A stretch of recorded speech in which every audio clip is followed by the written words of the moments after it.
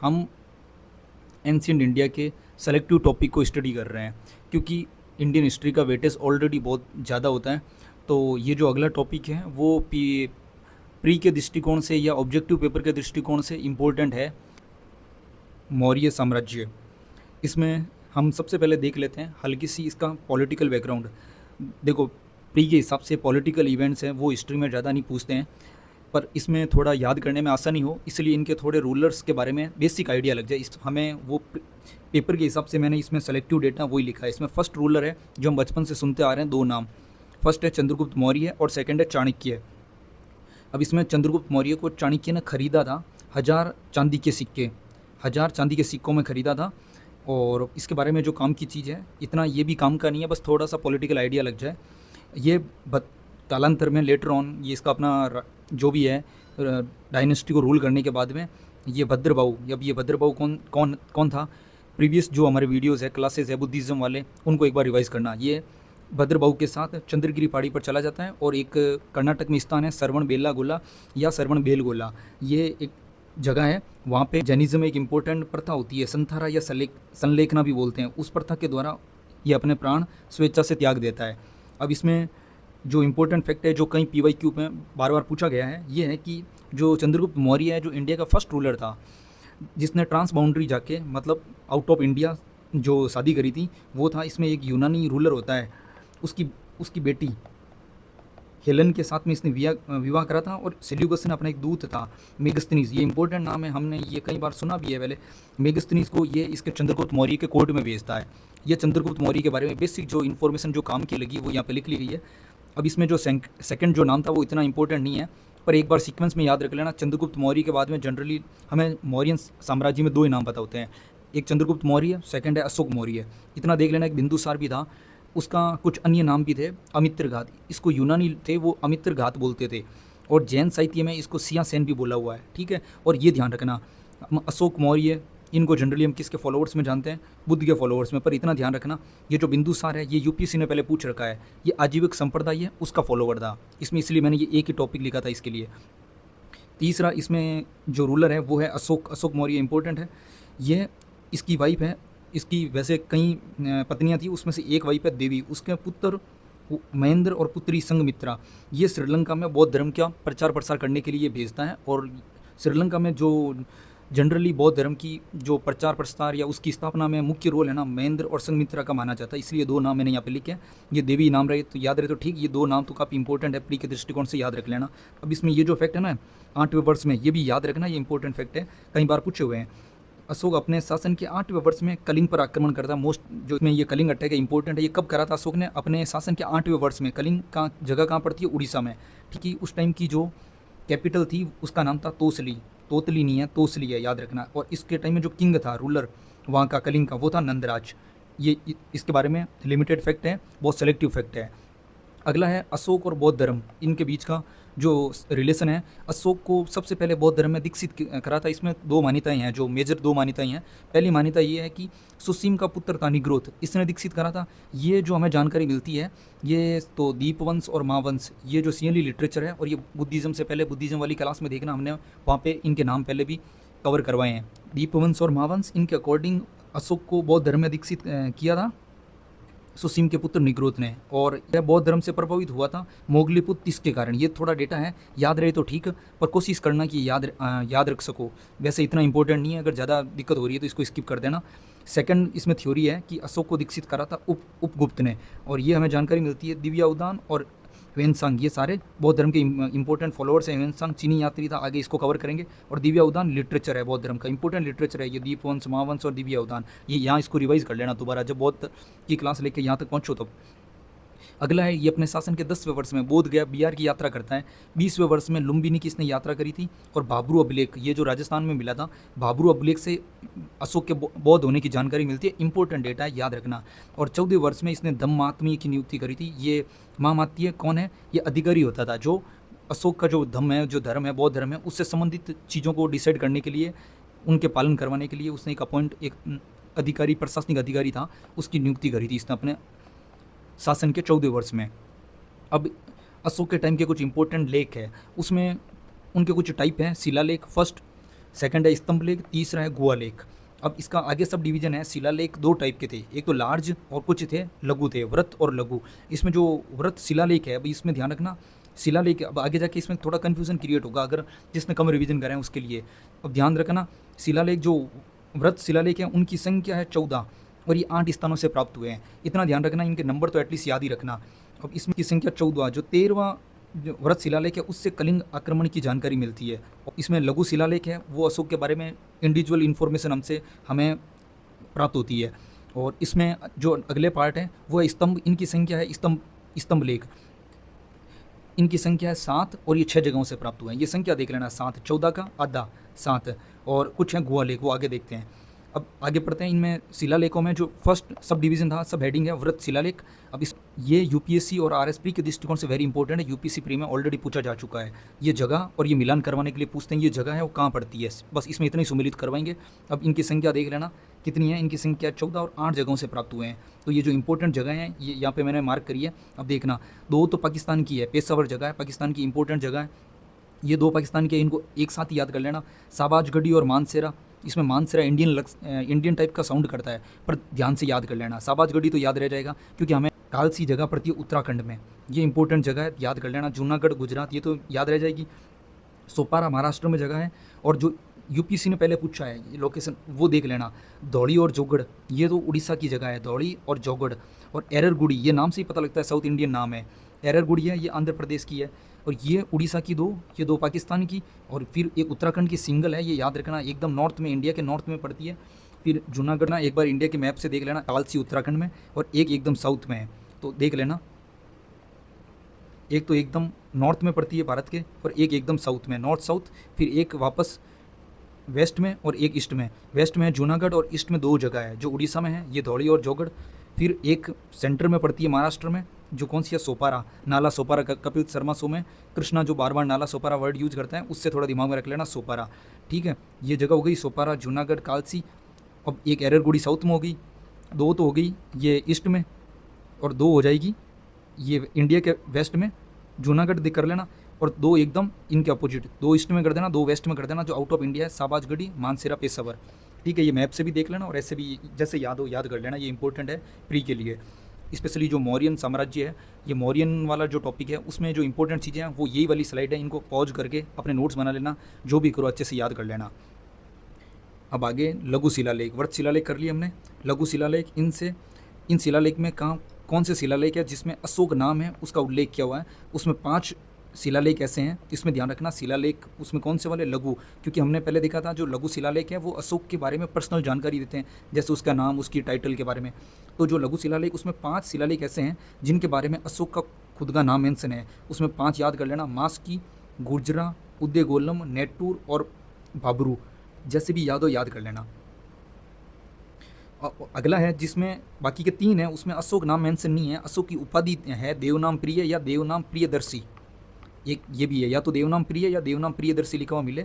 तो ये उसमें कौन कौन से हैं, ब्रह्मगिरी, सिद्धपुर, जतिंगा, रामेश्वर, ये पूरा एक ही नाम है। ठीक है, ये 3 या तो ऐसे कर लेना कि इनमें से ये 3 नाम याद कर लो, भाई इनमें देवनाम प्रिय लिखा हुआ था 5 ये। और क्योंकि टोटल हमने लघु शिलालेख देखे थे तो उसमें देख लेना बाकी के जो 5 है उनमें ये नाम लिखे हुए हैं। तो ये याद नहीं रहे तो ये याद रख लेना, बाकी ये याद रख लेना जिसमें हमें 2 ही पता रखना है। एक में अशोक नाम मेंशन और ये पूछा हुआ है, वेरियस एग्जाम में ये पूछे हुए हैं, स्पेशली ये इंडिया लेवल के जो पेपर होते हैं उनमें कई बार पूछे हुए हैं। और इसके बाद में शिलालेख हो गए सारे, व्रत और स्मॉल वाले सारे हो गए। अब है स्तंभ लेख, उसमें है लार्ज। ठीक है, ये थोड़ा ध्यान से करना, कंफ्यूज मत होना। शिलालेख है, स्तंभ लेख है, गुहा लेख है, फिर उसमें व्रत है और छोटे वाले हैं। अब व्रत शिलालेख इनकी संख्या है 7 और ये 6 जगह से प्राप्त हुए हैं। इसमें जो फर्स्ट है ये इंपॉर्टेंट है, प्रयाग प्रशस्ति। ये मूल रूप से कौशाम्बी में थी, अकबर है इसको, ये प्रयाग में इसको स्थापित करता है। जो इसमें सेकंड है टोपरा, एक तो प्रयाग प्रशस्ति है, सेकंड है टोपरा प्रशस्ति। अब ये इसमें बार बार मैंने लिखा नहीं है, टोपरा प्रशस्ति। ठीक है, ये जो टोपरा स्तंभ लेख है या इसको टोपरा प्रशस्ति भी बोलते हैं, ये की बात है। प्रशस्ति मतलब जिसमें राजाओं के बारे में प्रशंसा होती है, नाम में ही इससे पता लगता है। और स्तंभ लेख का यूज इसलिए होता था कि उनके बारे में, उनके अचीवमेंट के बारे में, उनके वॉर कहाँ जीते हैं या उन्होंने कौन से आर्किटेक्चर बनाए, उनके बारे में कुल मिला के तारीफें होती थी और कुछ नहीं था। अब ये टोपरा जो स्तंभ लेख है वो फिरोज तुगलक, ये मिडेवल में फिर से आ जाएगा, वहाँ पे एक बार ये दोबारा आएगा, रिपीट होगा, तो इसको यहीं कर लेना और वहाँ पे एक बार और रिवाइज हो जाएगा। टोपरा फिरोज तुगलक है, ये इसको दिल्ली में लेकर आया था। पहले टोपरा जगह कहाँ पड़ती है? टोपरा हरियाणा में थी, इसको फिरोज तुगलक दिल्ली लेकर आता है। ये एकमात्र ऐसा अभिलेख है जिस पर पूरे 7 अभिलेख एक साथ मिलते हैं, तो ये थोड़ा इंपॉर्टेंट डेटा है, ये नोट डाउन कर लेना। तीसरा है मेरठ, इसको दिल्ली में स्थापित करता है। फिर से ये 2 है, टोपरा और मेरठ, इसको फिरोज तुगलक है वो दिल्ली में स्थापित करता है। इन दोनों को ध्यान रखना। मेरठ मूल स्थान इनका मेरठ था, ये दिल्ली लेके आ जाता है। टोपरा ये जगह पड़ती है हरियाणा में, इसको फिरोज तुगलक दिल्ली में लेके आ जाता है। ये दोनों फिरोज तुगलक और इसमें अकबर, ये 2 नाम है, इतना ध्यान रख लेना। एक तो अकबर और एक फिरोज तुगलक, ये अकबर के पहले के टाइम में हुए थे। मिडेवल अच्छी है तो ये कन्फ्यूज़न नहीं होगा, ये 2 नाम ईजी है। चौथा है, ये इंपॉर्टेंट नाम है, ये यूपीएससी ने पूछे हैं, लौरिया अर्राज, ये जगह पड़ती है बिहार में, सम्मिलित करवाएंगे बस जगह। और अगला है लौरिया नंदनगढ़, ये मैंने यहाँ पे लिखा नहीं है, लौरिया अर्राज, लौरिया नंदनगढ़, ये दोनों लौरिया से सिंपल याद रह जाएगा बिहार में। अगला है रामपुरवा, ये भी जगह पड़ती है बिहार में। 3 हो गए बिहार के। अब इसमें जो लघु स्तंभ है वो है, इसमें इसकी राजनीतिक घोषणाएं, पॉलिटिकल जो डिक्लेरेशन है वो इसके बारे में लिखी हुई है। जो लघु स्तंभ है उनमें है इंपॉर्टेंट कुछ रुमिंदई अभिलेख, इसकी राजस्व नीति के बारे में है कि इसने अपने जो राजस्व है 1/6 से घटाकर 1/8 कर दिया था, ये याद रखने की जरूरत नहीं थी। रुमिंदई अभिलेख राजस्व नीति के बारे में जानकारी मिलती है। सारनाथ और सांची, अब ये सारनाथ और सांची जगहों के नाम हैं और इन जगहों पे ये स्तंभ मिले थे, इसलिए इनके नाम इन पे पड़ गए। ठीक है, ये ध्यान रखना है, कई बार रिपीट होते हैं चैत्यों में, विहार, स्तूप में, ये जितनी बार पढ़ेंगे शिलालेख, स्तंभलेख, तो हम इतने कन्फ्यूज़ हो जाएंगे कि ये एक्चुअली चीज़ क्या है। ये जगह है, इन जगहों पे जो आर्किटेक्चर मिले थे तो उनके नाम ही इन जगहों के नाम पर रख दिए, तो कन्फ्यूज़ नहीं होना है इस। ठीक है, आगे बढ़ते हैं। अगले हैं इसके गुहा लेख। अब इसमें कुछ गुहा लेख हैं जो आजीविक जो संप्रदाय था उनसे रिलेटेड है, जिसमें फर्स्ट है करण चौपड़, ये गुहा करण चौपड़ गुफा है, उसमें लेख लिखा हुआ है, इसलिए ये करण चौपड़ गुहा लेख हो गया। सेकंड है सुदामा गुफा। तीसरी है विश्व झोंपड़ी, ये तो थी आजीविक जो है आजीविक साधुओं से संबंधित। और अब इसमें इसके कुछ अभिलेख के बारे में कुछ जानकारी है। जो इसके अभिलेख थे, इनकी भाषा कौन सी थी? प्राकृत, ये पूछा जाएगा प्री में, इंपॉर्टेंट है। और इनकी जो लिपि है वो, ये सारे लिपि है ना, ये याद कर लेना। हमें ये लिपि में एक कुछ और अलग लिपि दे दी जाएगी, इसमें ब्राह्मी है, खरोष्टी है, अरामेइक है, यूनानी और ग्रीक है, ये चारों लिपियाँ हैं। इंपॉर्टेंट देखना कि 3 एग्जाम में दी हुई मिलेगी, एक कोई रैंडम सी दे रखी होगी एलिमिनेट करने के लिए। आगे बढ़ते हैं। इन अभिलेखों का जो खोज है वो करी थी टिफेन थेलर 1750 AD, और इसको पढ़ा था 1837 में जेम्स प्रिंसेप, ये इंपॉर्टेंट है, पहले पूछा गया है। अब सरकुन्ना, ये कंधार में एक जगह है, सर ए कुन्ना या सरकुन्ना, सर ए कुन्ना, ये कंधार में जगह है, जिसमें एकमात्र जगह है जहाँ से हमें द्विभाषी अभिलेख मिलते हैं, एक तो ग्रीक और एक अरामेक। अब क्यों? अफगानिस्तान के बाद में हमें पता है उस साइड में ग्रीक या रोमन जो थे उन लोगों का साम्राज्य पहुंचा हुआ था, और अरामिक शैली है ये जनरली अफगान वो जो एरिया है वर्तमान का, उसके टाइम में जो शैली ज़्यादा पॉपुलर थी वो अरामिक थी। अब जो लास्ट रूलर है इसमें मौर्यन का वो था ब्रह्मदर्द। इसकी हत्या कौन करता है? इसी का एक सेनानायक होता है पुष्यमित्र शुंग, ये इसकी हत्या कर देता है। हमें इसकी जानकारी मिलती है, बाणभट्ट है, उसकी बुक का नाम है हर्षचरित, ये इंपॉर्टेंट, बाणभट्ट इसकी बुक का नाम ही इंपॉर्टेंट है, ये कई बार पूछा हुआ है प्री में, तो इसके अकॉर्डिंग ये जानकारी मिलती है। हमें इतना याद रखना कि बाणभट्ट की किताब ये है, और इसका अगर लास्ट रूलर पूछ ले मौर्य साम्राज्य का तो बृहद्रथ था। बृहद, इतना ध्यान रखना, व्रत प्लस अर्थ, बड़ा अर्थ, इसकी हत्या, ये बड़े मौर्यन बड़े लोग थे, ये लास्ट में भी बड़ा, इसका नाम में भी बड़ा नाम आता है। आगे बढ़ते हैं। इंपॉर्टेंट है ये जो डेटा है, ये RS प्री कम मेंस, ये दोनों के दृष्टिकोण से वेरी इंपॉर्टेंट है, तो इसको सीरियसली करना। प्री में भी सबसे पॉपुलर ये जो स्लाइड है यहाँ से शुरू हो रही है। अब मौर्यकालीन कला 2 प्रकार की थी, एक तो जो राजकीय राजा द्वारा संरक्षित, और दूसरी लोक कला। इसको संरक्षित कला या राजकीय कला एक ही बात है। एक सेकंड है लोक कला, जो नॉर्मल जनता के बीच में पॉपुलर हुआ करती थी। अब राजाओं के चीज़ में होगी तो क्या चीज़ें हो सकती है? महल। अब ये स्तूप, चैत्य, ये जब हमने बुद्धिज़्म करा था तब भी आए थे, जैनिज़्म में भी आ रहे हैं। सिंपल है, ये जितने भी मैन तो सबसे बड़ा रूलर ही बुद्ध अशोक था, वो बौद्ध धर्म का सबसे बड़ा अनुयायी था, तो बौद्ध धर्म से संबंधित जो भी आर्किटेक्चर होगा वो सबसे ज़्यादा बनाएगा कोई। ये तो सिंपल है, तो ये चीज़ें रटने की जरूरत नहीं है, कॉमन सेंस लगाना है कि भाई राजा है तो महल बनाएगा, और ये जिस धर्म को फॉलो कर रहा है उस धर्म के निर्माण करता है, एक तो पर्सनल और एक आध्यात्मिक। आज के टाइम में भी इंसान ऐसे ही करता है, बस सिंपल, ये रटने की जरूरत ही नहीं है। इसमें रटने लायक डेटा ये है। अब डेटा क्या है? पहले के टाइम में जहाँ इन्होंने रूल करा वहाँ पे इन्होंने इन चीज़ों का निर्माण कराया। इसमें जो इंपॉर्टेंट महल है वो है बुलंदी बाग का महल। बुलंदी बाग पैलेस है वो लकड़ी का बना हुआ था। तो है कुम्हरहार में राजप्रसाद, मतलब राजा प्रसाद किसका है? पर्यायवाची महल का ही है, तो कुम्हरहार का राजप्रसाद। और फायान नाम करके इतिहासकार हिस्टोरियन हुआ है, उसने बोला कि ऐसे जो राजप्रसाद है उनका निर्माण केवल देवता या दानव ही कर सकते हैं। ये स्टेटमेंट देके पूछ ले कि भाई ये किसका है या किससे संबंधित था, तो इसलिए मैंने यहाँ पे लिखा है। पर इतना ध्यान रखना, बुलंदी बाग और कुम्हरहार ये RS मेंस के हिसाब से भी याद रख लेना। अब आगे बढ़ते हैं। स्तूप है, इसमें दो स्तूप है, धर्मराज जी का स्तूप, ये 2 जगह से मिला है, एक तो सारनाथ से मिला है और सांची से भी मिला है, ये 2 जगह स्थापित है। फर्स्ट स्तूप, सेकंड स्तूप है सांची का स्तूप। सांची जगह कहाँ पड़ती है? एमपी, भोपाल। तीसरा स्तूप है पीपर हवा का स्तूप, पीपर हवा जगह पड़ती है यूपी में, इंपॉर्टेंट है, मिलान करवाने के लिए पूछ सकते हैं। अशोक के स्तूप है, जगह कहाँ है? और ये जो अशोक के स्तूप है उनमें सबसे ओल्डेस्ट है, पहले नंबर का प्राचीनतम। सेकंड नंबर का जो ओल्डेस्ट है या सेकंड नंबर का प्राचीनतम स्तूप है वो भरूच जगह है एमपी में, एक यूपी की जगह है, एक एमपी की जगह है। ये भोपाल भी एमपी की जगह है। सारनाथ और सांची, सारनाथ यूपी की जगह है। और इसका स्तूपों का अर्थ होता है ढेर। इनके प्रकार है होते हैं 4, शारीरिक, पारिभोगिक और उद्देशिका। पूजार्थक सिंपल है, नाम से ही पता लग जाएंगे। शारीरिक जहाँ बुद्ध के अवशेष रखे हुए हैं, पारिभोगिक जहाँ बुद्ध से संबंधित वस्तुएं हैं, जैसे उनके जूते हो गए या उनका जो जलपात्र हो गया, जो भी उनसे रिलेटेड जो चीज़ें होती हैं वो। और अवशेष में जैसे इनके कोई हड्डियों के अवशेष हो गए, कुछ दांत के टुकड़े हो गए, या जो इनके कुछ अन्य स्तूप है। धमेक स्तूप ये है सारनाथ में। ये इतना ध्यान रखना, ये जो धमेक का स्तूप है ये गुप्तकालीन है, ना कि मौर्यकालीन है। तो ये कन्फ्यूज़ करने के लिए पूछेंगे कि इनमें से कौन से स्तूप है जो मौर्यन से रिलेटेड है। तो इसमें एक ये दिया हुआ होगा धमेक स्तूप, ये इतना याद रखना, ये गुप्तकालीन है। और ये ईंटों का बना हुआ था, जो चीज़ ईंटों की बनी होगी वो साधारण होगी। और इसमें एक हम बाद में आर्ट एंड कल्चर में पढ़ेंगे, जो स्तूप होता है उसमें मेदी क्या चीज़ होती है, तो ये इसमें मेदी नहीं बनी हुई है, इतना ध्यान रखना। अगला है अमरावती। अमरावती आंध्र प्रदेश में जगह पड़ती है। और ये जो अमरावती स्तूप है ये मार्बल द्वारा निर्मित है, और ये गुप्तकालीन था, और ये 3री शताब्दी बीसी का है। ठीक है, ये एडी का है, एडी मतलब ईसा के जन्म के बाद के 3री शताब्दी बीसी का है। ये मतलब ये मौर्यन कालीन नहीं है, इतना ध्यान रख लेना। इसका निर्माण श्रेणियों मतलब व्यापारियों के प्रमुखों ने करवाया था। श्रेणी अर्थात व्यापारी, उस टाइम व्यापारियों को श्रेणी बोला जाता था। आगे बढ़ते हैं। अब इस स्तूप के बाद में अगला आता है स्तंभ। अब कुछ इंपॉर्टेंट स्तंभ है। सारनाथ स्तंभ जो इंपॉर्टेंट डेटा है, इसके फलक पर 4 शेर है।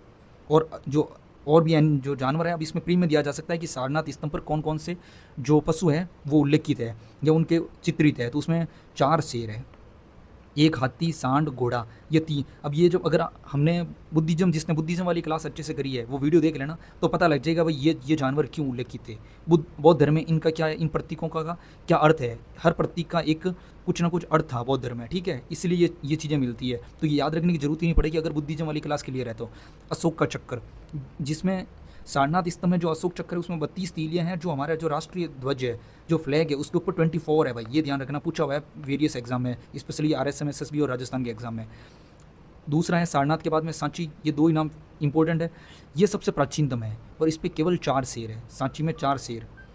तीसरा है सांची में 4 शेर। तीसरा है रामपुरवा, इसमें 1 बैल और 1 शेर। ये डेटा याद नहीं रहे तो कोई दिक्कत नहीं है, इतना ये जगहों के नाम याद रख लेना। अगर RS मेंस में भी आता है 2 नंबर में कि उनके स्तंभों के नाम लिखना है, तो सांची, सारनाथ, तीसरा रामपुरवा, लौरिया, नंदनगढ़, ये कहाँ जगह पड़ती है? बिहार में, हमने पढ़ा था। और रामपुरवा कहाँ पड़ती है? ये भी जगह हमने पहले पढ़ी थी, बिहार में। इस पर 1 शेर, इस पर 1 शेर, इस पर 1 शेर, मतलब 3 पे तो शेर ही आ गए, और सब में 1-1 है। 4 जो हैं वो सारनाथ और सांची जो सबसे इंपॉर्टेंट हम जानते हैं उनमें 4, बाकी सब में 1-1-1, बाकी 3 में तो शेर ही मिल जाएंगे। लौरिया नंदनगढ़ में शेर, संकीसा में 1 हाथी, वैशाली में 1 शेर, रुमिनदेई में 1 घोड़ा। अब ये जगह है भाई, याद कर लेना, इनमें 1 घोड़ा 1 शेर, ये पूछे जा सकते हैं। याद करने में दिक्कत हो रही है तो स्किप कर सकते हो, नो डाउट।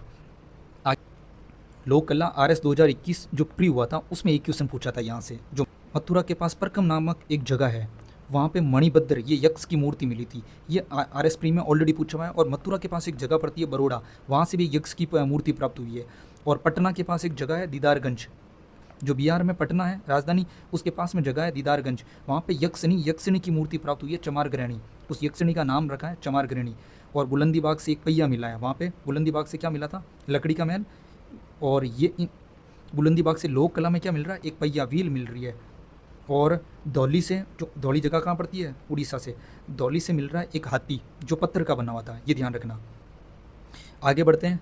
जो पोस्ट मौर्यन है, पोस्ट मौर्यन में वेरियस रूलर्स हैं। अब हमें क्या करना है कि भाई पूरा पोस्ट मौर्यन में शक है, कुषाण है, हूण है, वो सब करने की जरूरत नहीं है। हम इस सीरीज़ को उन लोगों के लिए डिज़ाइन करा है जिसने एक बार अपनी क्लास किसी भी कोचिंग संस्थान में या सेल्फ कंप्लीट कर रखी है, और ये हमारे प्री ओरिएंटेड रिवीजन या जो भी अपन पेपर देंगे आगामी, उनके हिसाब से रिवीजन के लिए रखी है। ठीक है, इसलिए मैंने ये सीधा जंप कर दिया है। पोस्ट मौर्यन में सीधा मैं कुषाण, जो कुषाण वंश था, उनका एक रूलर है कनिष्क, सीधा यहाँ पर जंप कर गए।